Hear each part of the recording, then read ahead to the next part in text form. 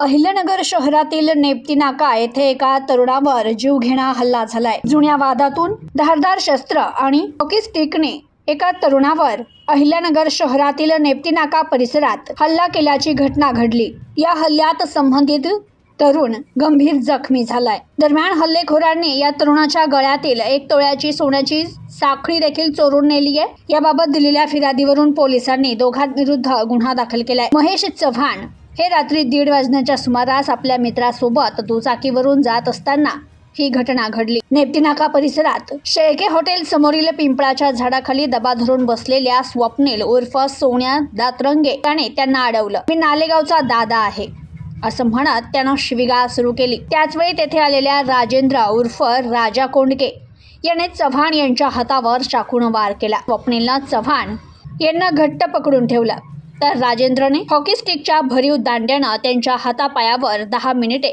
सलग प्रहार केले। या मारहाणीत चव्हाण जमिनीवर कोसळल्यानंतर आरोपींनी त्यांच्यावर दगडानंही हल्ला केला। आज तुला जिवंत सोडणार नाही अशी धमकी देत आरोपींनी परिसरात दहशत निर्माण केली। या घटनेनं शहरात एकच खळबळ उडाली आहे। या घटनेचा पोलीस अधिक तपास करतायत। Bureau report, news today 24, Ahilyanagar.